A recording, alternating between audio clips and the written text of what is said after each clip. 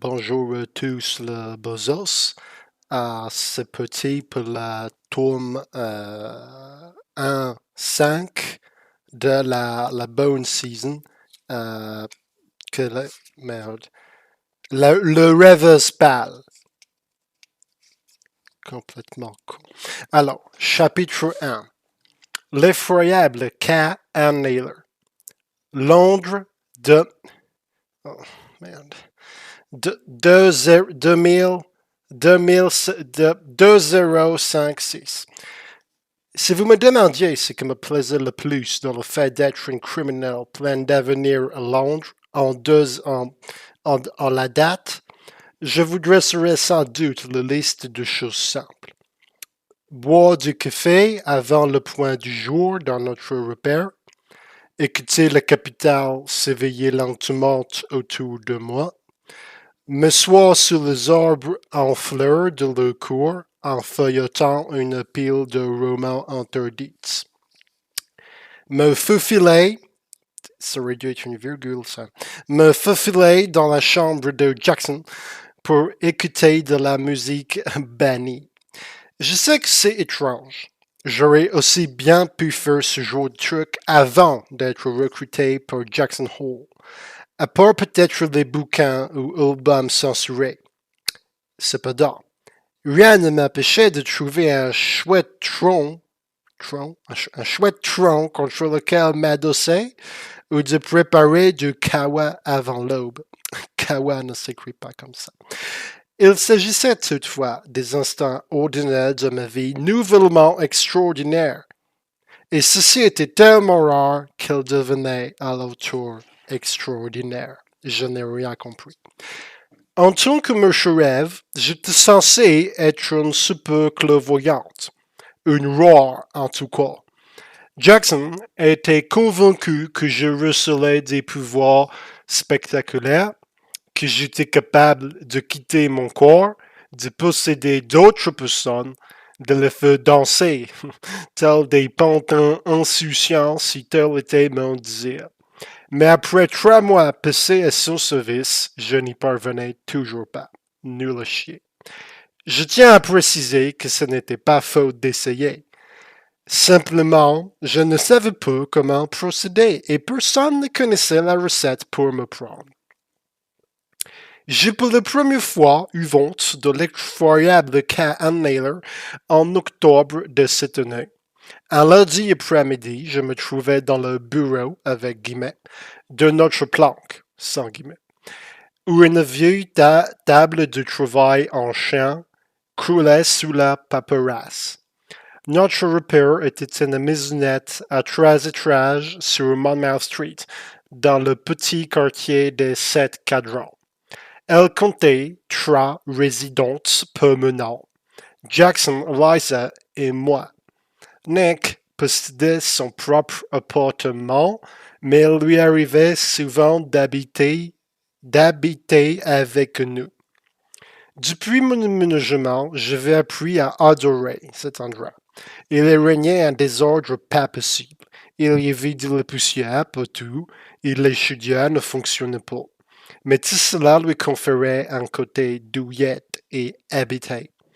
Jackson m'avait gratifié de ma propre chambre en me disant d'en faire ce que je voulais. Je l'avais donc peinte une couleur lait de vin et remplie de bubioles dégoûtés au marché noir, où je passais parfois mes soirées à chiner. Quel rapport avec la Chine? Elle ne ressemblait en rien à la chambre que j'occupais dans l'appartement stérile et ultramoderne que le gouvernement fournissait à mon père. Le fait de penser à ce dernier me serra le ventre. Je ne connais pas la temporalité où on est là. Après avoir quitté l'école, je lui avais dit que je m'étais installé avec un ami et que je cherchais un job dans le tertiaire. Il était toujours déçu que je n'ai finalement pas postulé à l'université. Idiot.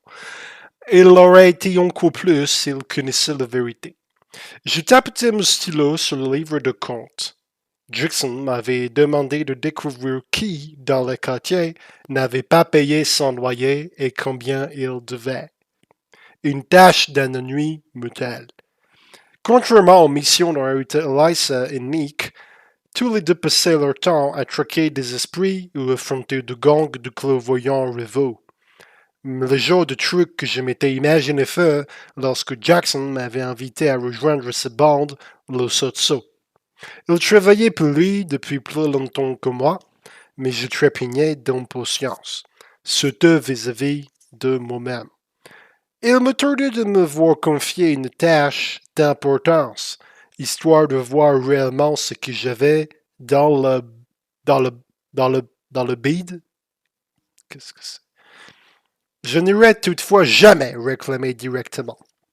Jackson Hole pouvait se montrer courtois, voire charmant, mais elle était particulièrement lunatique. Faire pression sur un mauvais moment, lui, pourrait me faire passer pour une ingrate, et je ne pouvais pas me permettre de perdre ce job.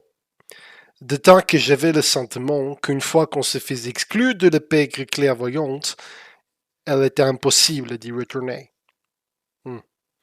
Je ne courrais pas ce risque. Maintenant que je savais que ce monde existait, je ferais rien pour en provoquer mon bannissement. Mes paupières étaient lourdes. Je détournais les yeux des chiffres et massais mon nuque douloureuse. Le soleil était bas et cuivré. Dans notre petit mide, il était aisé d'oublier que notre gouvernement bien-aimé me ferait pendre s'il apprenait ce que j'étais. Un anormal. Voilà comment nos dirigeantes qualifiaient les clairvoyants. Je me redressai sur ma chaise et ajustai mon chandail en avisant Eliza, qui passait devant la fenêtre. Elle avait les joues rouges et les yeux brillants, les cheveux décoiffés par le vent et filasses. Lisa Renton avait 20 ans et travaillait pour Jackson depuis plus d'1 an. D'après ce que j'avais pu observer, c'était mon passe-temps favori entre deux piles de paperasse. Elle était à la fois futée et étourdie. C'est des oxymores, modèles. Couturière, artiste et voyante. Aujourd'hui, elle portait une robe de soie d'un vert assoutillé iris avec une veste en velours. Elle avait bravé le froid pour aller nous chercher à manger, affirmant avoir une course à faire et estimant que je n'avais pas à me coltiner systématiquement les corvées de bouffe et de café. Pourtant, elle rentrait les mains vides. Ça n'a aucun sens. Pas de caféine, m'étonnai-je en la voyant gravir l'escalier, mais elle avait déjà disparu. Eliza, Jackson! Les talons de ses bottines cliquetaient sur les marches qu'elle gravissait à toute allure. Je désertai mon poste de travail pour lui emboîter le pas. Toutes les excuses étaient bonnes. Quand j'atteignis le palier du 10e étage, elle frappait déjà à la porte de l'étude de Jackson. Elle ne tenait pas en place, basculant nerveusement d'un pied sur l'autre. La porte s'entr'ouvrit. Jackson Hole était debout dans son peignoir, ses cheveux bruns dépourvus de cette graisse qu'il y appliquait souvent pour les lisser en arrière. Il se coiffe au son doux.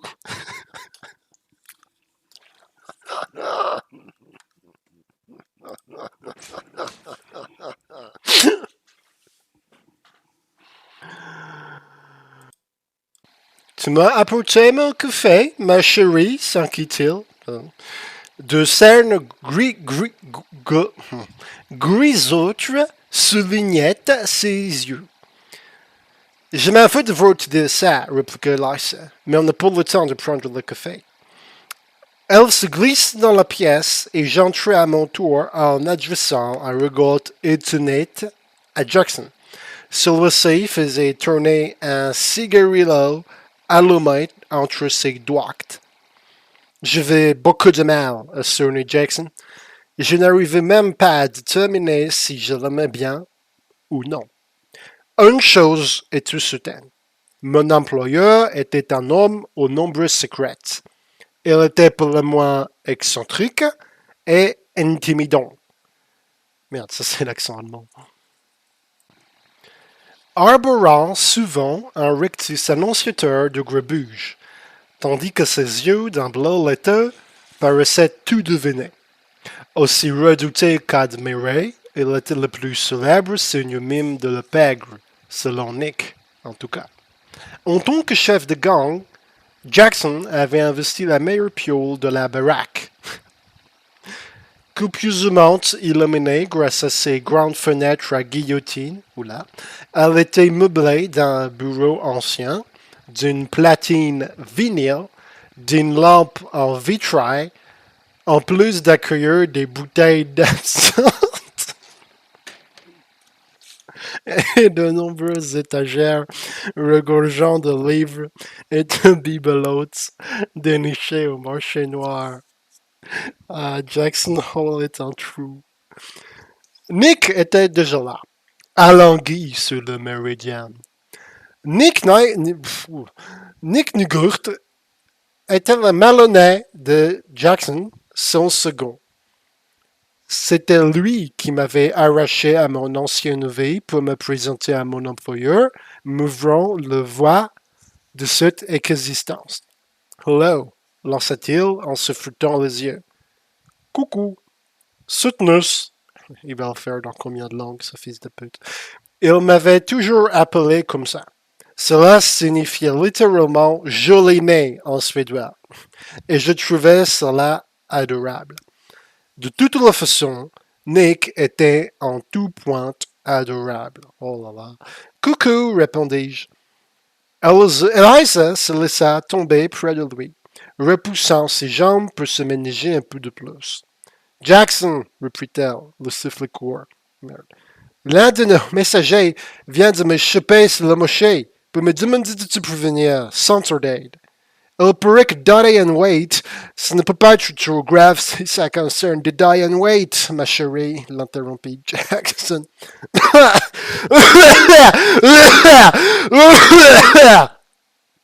Sorry. Il se tournait vers moi. Paige, un peu de thé ne serait pas de refus. En temps normal, je lui aurais demandé combien de sucre, vu que ses goûts évoluaient d'un jour à l'autre. Cependant, la frustration qui me couvait derrière mes côtes depuis près de 3 mois finit par me remonter dans la gorge et j'ai répondu « J'aimerais rester ». Jackson haussa brusquement le sourcil. Le rêve qui bouillonnait en moi se figea aussitôt. Oh là là, me foutre à la porte. J'allais devoir retourner chez mon père. Je n'apprendrai jamais à me servir de mon don. Celui-ci ferait surface, tôt ou tard, et je ne saurais alors ni le dissimuler, ni le contrôler. Je finirais à la potence avant ma décision. Condamné à mort pour avoir été trop fier pour préparer quatre tasses de thé. Eliza, reprit Jackson sans me quitter des yeux. Continue. Lentement, je recommençais à respirer. Tu savais que Diane comptait mettre en chair des esprits mystérieux? Enfin, pour l'instant, il a seulement trouvé Sarah Tired. Jackson se crispa. Il a recruté quelqu'un pour le dompter, mais celle-ci a foiré son coup et elle s'est enfuie. Elle le déchaînait. Jackson se renversa dans son fauteuil et sembla concentrer toute son attention sur une fissure au plafond. Il n'a pas écouté la conversation. Un poltergeist solitaire, commenta-t-il. Voyez-vous cela?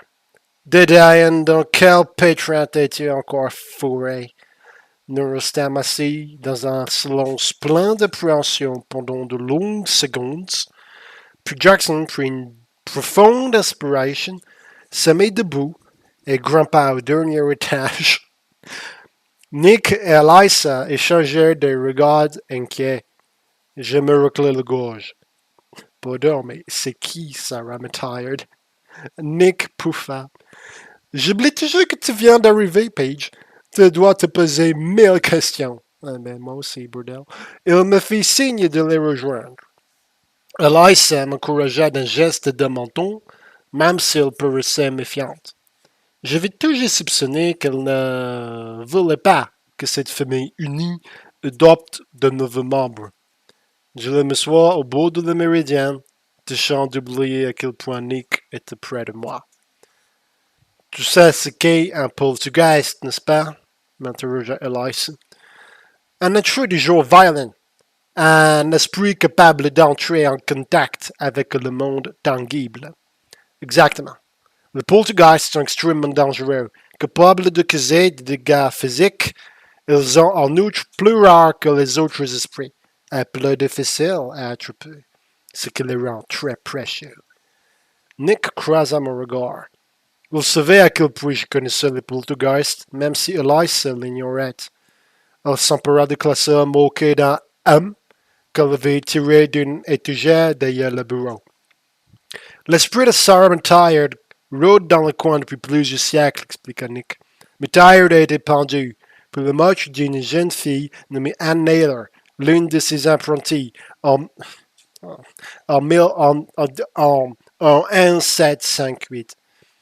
Cela attisa ma curiosité. Pourquoi aurait-il assassiné sa propre apprentie? La mort de Naylor, bien qu'accidentelle, a été causée par une extrême négligence et une grande cruauté. Elle plissa le front, ouvrit la chemise, qui renfermait des dépositions de témoins, de cartes jaunis de Londres du siècle où ça s'est passé, les chiffres, trop, des actes de décès, des transcriptions diverses. Je l'ai parcouru. Tired et sa fille, également baptisée Sarah, mais que se faisait appeler Sally, intervient Eliza. Elle a aussi été victime de la brutalité de son mère, ce qui ne l'a pas empêché de faire son tour preuve d'une cruauté sur la fille de s'occuper, cela dit. Bref, Sarah et Sally étaient soit chapelières, soit mercières, soit les deux. Ben, nickel. Plusieurs filles des hospices voisins servaient comme apprenties chez elle. L'une d'elles s'appelait Anne Naylor, ou Nanny. Nanny. Je les écoutais avec attention, déterminé à ne laisser échapper aucun détail. Toutes les filles étaient maltraitées, mais Anne était particulièrement fragile, poursuivit Eliza. Elle ne pouvait pas travailler aussi vite que les autres. Elle s'est attirée ainsi le mépris de Tired. Sarah ne la nourrissait jamais. Assez, hein, la faisant travailler jusqu'à l'épuisement, le négligeait. La pauvre fille a même dû se faire amputer d'un doigt à cause d'un abcès qui s'est infecté faute de soins. Ouais.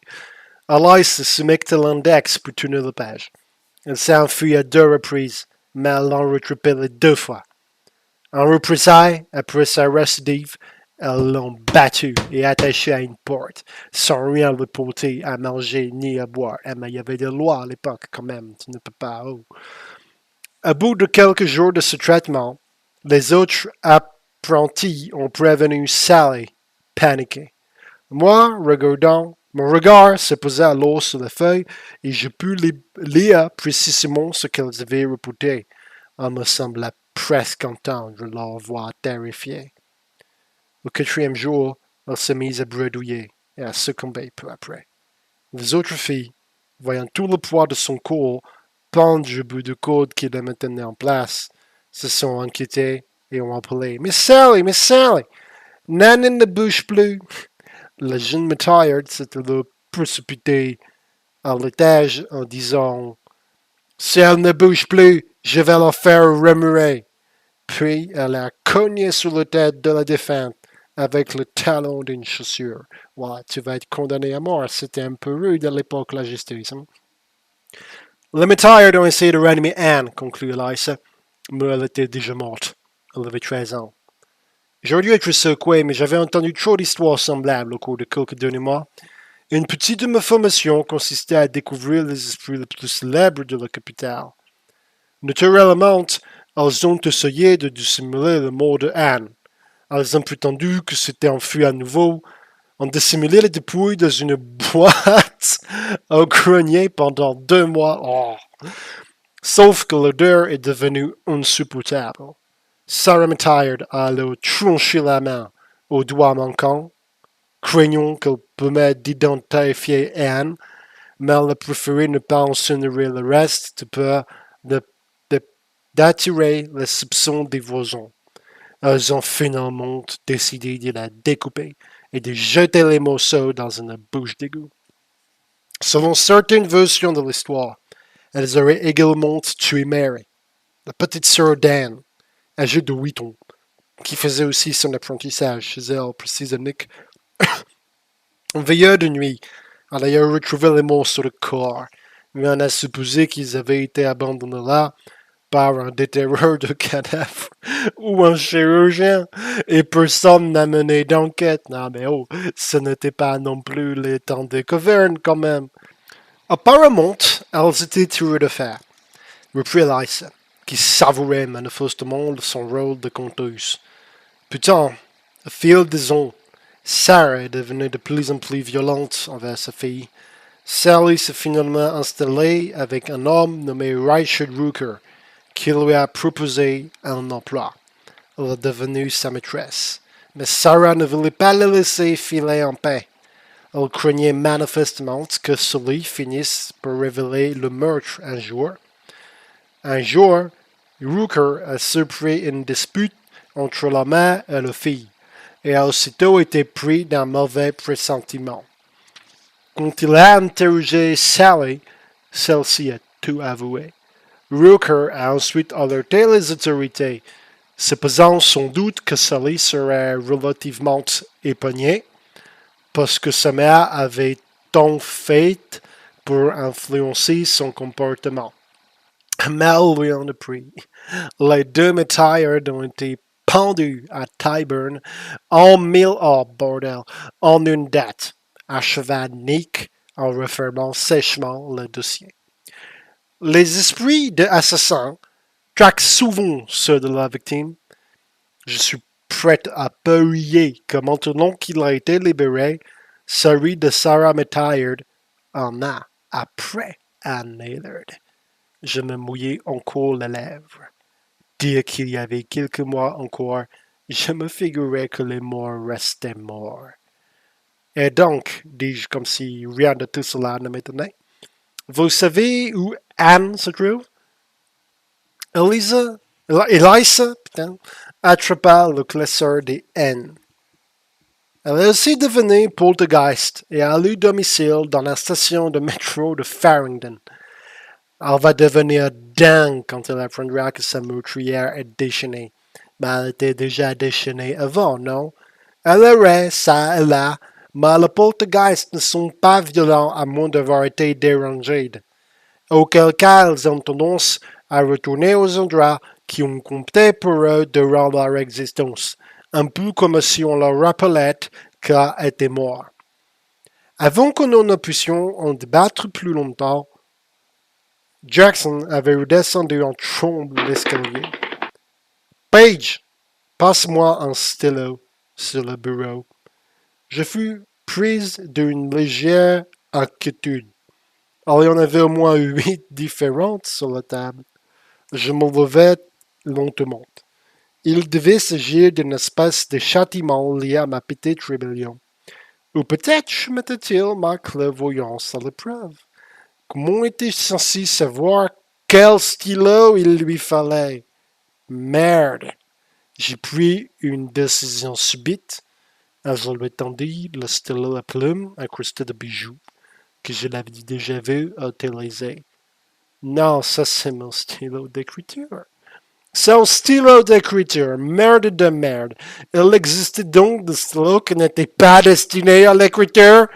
Les mains moites, j'ai jeté mon dévolu sur un autre qui paraissait légèrement moins cher. Elle me jeta un regard indéchiffrable avant de s'en emparer. Mais quelle séquence d'action! Tout d'abord, nous devons nous occuper de Diane. Son incompétence nous met tous en danger. En créant un poltergeist solitaire, elle transgressait l'une des règles de la poker. Le fait que le criminel ait établi des lois m'amuse toujours. Les organisations de clairvoyantes défiaient les règles de Sion par sa simple existence, ce qui ne l'empêchait pas de posséder son propre système judiciaire.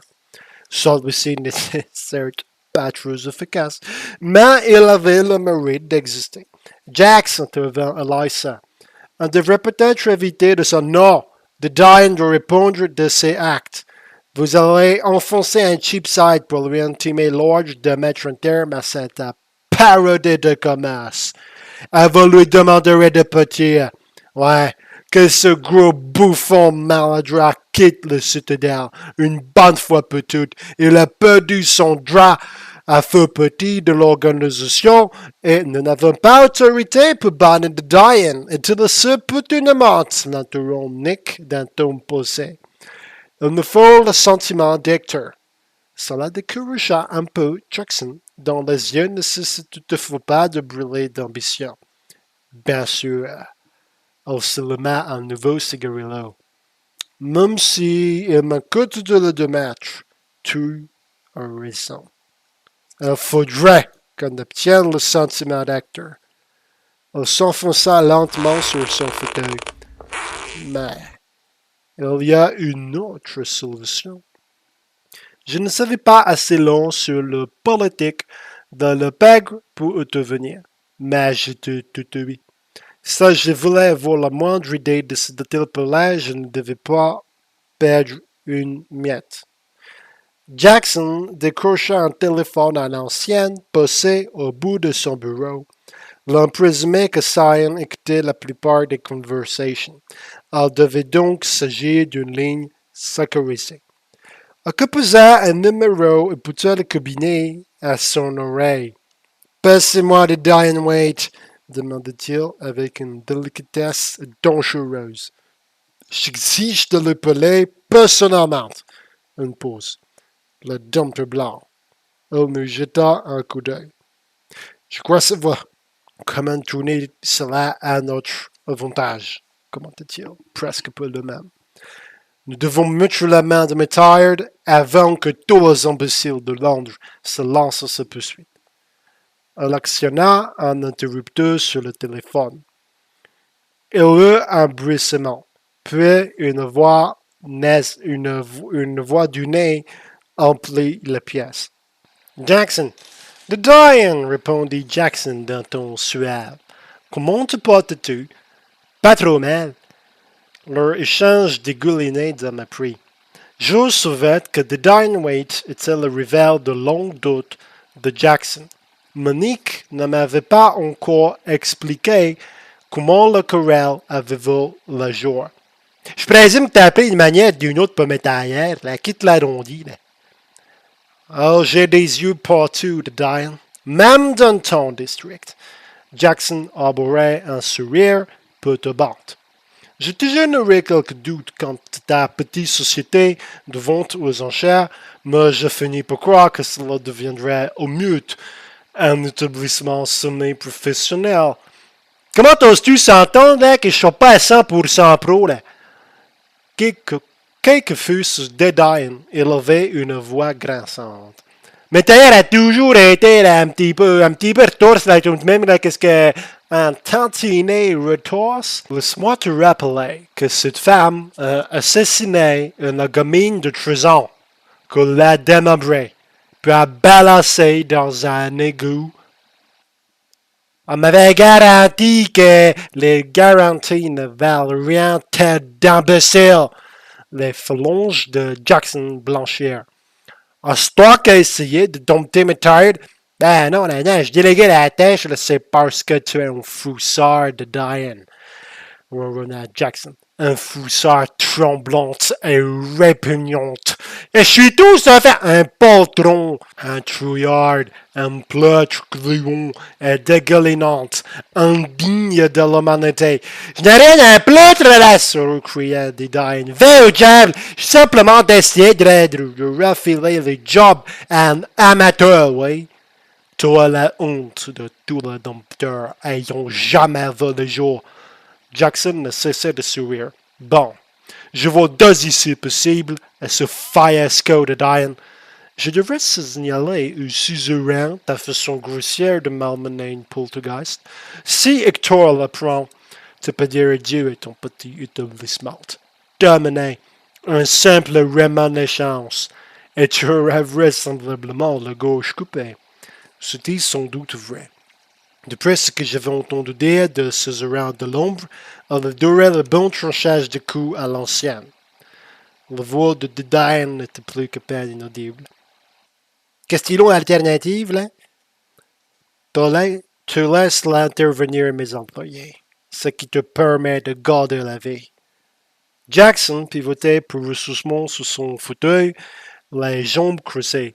Si nous pouvons dompter Sarah Matthias, nous le récupérons. Je gagne de surcroît le droit d'en faire autant avec Anne Naylor si la vie me prend. Tu me fais chanter, très cher? Dit Diane. Se peut-il que tu aies au fond développé un semblant d'intelligence? Ma plus sincère félicitation. Un bruit étranglé. Très bien, finit par crocher dit Diane, que semblait étouffé par la rage. Très bien. Tant que tu ne pipes moi, c'est un de situation suzeraine, j'accepte. En fait, donc, tranquille, je dis Théon, et fils ça, là, je te prie. Parfait. Au revoir, Diane. Jackson recoucha le téléphone, se carra dans son dossier et joignit la pointe des doigts. Et donc, résume Monique pour rompre le long silence que s'était instauré. On va essayer de dompter Matthias? Précisément. De Diane a prouvé qu'il n'était pas digne d'un tel trésor. Nous garderons donc Matthias pour nous. Elle n'avait cependant aucun droit de nous promettre Anne Naylor. Elle vit sur le territoire de Gnen et Moria. J'avais entendu parler de la reine Mime de l'une des sections voisines de la citadelle, celle dans laquelle mon père vivait depuis 2 années. Si tu te comportes bien avec Mariah, elle s'en souviendra, m'avait un jour garanti Eliza. Mais si tu lui fais une crasse, c'est toi qui t'en souviendras. Tant que Diane ferme sa bouche, Mariah n'en saura rien, affirma Jackson. Le coin de ses lèvres tressauta. 2 d'entre vous se rendront au Jedifion pour récolter un maximum d'informations sur les derniers faits et gestes connus de Sarah Matthias. Certains détails, pertinents de son existence, vous aideront à la traquer.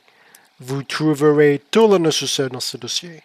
Le 13e restera ici pour le éplucher. Inutile de lui demander qui allait se continuer la recherche pendant que les 2 autres portaient en chasse. Je laissais mes cheveux retomber devant mon visage pour dissimuler mon frustration. Je n'avais certes rejoint le gang que depuis 3 mois, et je n'avais certes que 16 ans. Mais à force de rester coincé à l'intérieur, je l'ai fini par étouffer. Je vais signer pour devenir criminel, pas employé de bureau. On risque de rentrer tard, signala Eliza. Nick, on pourrait peut-être prendre le métro jusqu'à Hatton, interrompit Jackson. Elle haussa un sourcil. Quoi? Ce n'est pas toi qui va y... Ce n'est pas toi qui va y aller, ma chérie, c'est Paige, là. Ces mots me provoquèrent un frisson d'excitation. Eliza entr'ouvrit les lèvres, puis fit le mot. Ne me regarde pas comme ça. Ton tour reviendra vite. Elle serait temps que Madeleine Mahoney nous prouve sa valeur. Jackson me contempla. Ça te plairait, Paige? Oui, m'empressai-je de répondre. Beaucoup. Si ça ne dérange pas Eliza. Non. Elle reprit contenance. Non, pas du tout. Je ne suis pas contre un peu de répit, à vrai dire. Je déteste les poltergeists. Et a raison, renchérit Nick.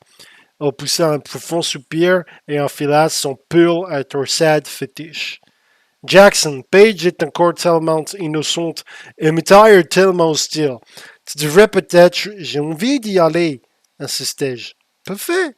De ce cas, l'affaire est entendue. Jackson enchaîna aussitôt pour ne pas laisser l'occasion à Nick de contester son décision. Faites vite. Lorsque les autres apprendront que Matthias est en cavale, ils la voudront aussi. et débrouillez-vous pour ne pas attirer de tensions malvenues de la part de Cyan. On s'allera de Diane de ta part, promit Nick en se posant le manteau sur l'épaule. Tu prêtes, Paige? J'étais déjà debout. Cavalerie, je le dompterai une bonne fois pour toutes, affirma Jackson. Il éteignit son cigario. Allez-y. Dès que nous fûmes sortis de son bureau, je fonçai dans mon chambre pour farfouiller de ma parderie. Je voulais enfin pouvoir faire quelque chose d'utile. Jackson demanderait à Nick comment je m'en étais tiré, et je voulais tout faire pour mériter des éloges. Si je travaillais bien, j'aurais peut-être plus à me taper la paperasse. Les rues de Londres deviendraient mon nouveau terrain de jeu. Je n'étais pas très au fait de la mode en temps normal, mais je considérais à présent ma tenue d'un œil critique, tâchant de déterminer laquelle me permettrait d'atteindre l'équilibre parfait entre discrétion, élégance et intimidation. J'ai fini par opter pour un chemisier blanc froissé, une veste croisée à capuche bordeaux et un pantalon noir. C'est dégueulasse. Rien de trop osé, mais j'étais la petite nouvelle. Mieux valait faire profil bas. Je lassais mes bottines et admirais le résultat dans le glace. Une jeune femme sérieuse, aux yeux gris, me faisait face. Je considérais mon reflet pour en évaluer la discrétion. Ma principale inquiétude était qu'un affreux tour de destin me fasse croiser la route de mon père et que celui-ci m'interroge. Même de loin, ma chevelure de boucle d'un blond presque blanc me ferait repérer. Je remontai donc mon capuche et m'enroulai une écharpe autour du cou, de manière à pouvoir la remonter sur le nez si nécessaire. On frappa à ma porte. Nick m'attendait devant, emmitouflé dans son épais manteau, le visage dissimulé par un cache-nez. Tu avais l'air d'une vraie dure, m'affirma-t-il, les yeux brillants. Gêné, je laissai l'avant de mon veste. C'est bizarre de vouloir s'habiller pour des circonstances. Pas du tout. Ton image est aussi importante pour tes actes que ta réputation. Joe lui emboîtait le pas quand il descendit l'escalier. Reste près du téléphone, Eliza, lui lança-t-il. Ne te vise pas d'aller chercher du café. Sa voix nous parvint depuis le bureau. Vous êtes un homme cruel, Nicholas Nigurd. Jackson était sorti de son étude pour nous voir partir. Il patienta dans le couloir. Paige, dit-il en m'étudiant des pieds à la tête. J'espère que tu nous éblouiras de tes talents. Je ferai au mieux. Je compte bien. Un sourire se tendait sur ses lèvres, sans toutefois atteindre son regard, aussi dur que jamais. Profite bien de ta première mission, me souviens-toi. Dans cette citadelle, toi es une extension de moi-même. Tu parles avec mon voix. Je m'attends donc à ce que tu te comportes au mieux de mon intérêt et au mieux de l'intérêt de cette soeur. C'est promis, répondis-je avec l'impression de prêter serment. Jackson, c'est la première fois que Paige veut se mêler à la pègre, intervint Nick. Comment on lui donne? Je veux les mains moites. Chacun d'eux avait son pseudo. Jackson était le dompteur blanc, Nick la vision rouge, Eliza le muse martyrisée, merdique celui de Eliza. Je ne savais pas trop d'où Jackson les avait tirés, mais j'en désirais en plus que tout le monde, pour réellement faire partie de gang. Jackson resta muet à un moment. Reste à l'abri des caméras, déclara-t-il enfin. Mais avant que ça ne te surveille pas de trop près, trésor. On me verrait simplement traîner avec Nick, répondis-je. Mon père le connaît. Ma voix tremblait légèrement, trahissant ma déception. Je n'avais pas eu droit à un nom d'emprunt. Ce n'est pas ça qui m'inquiète.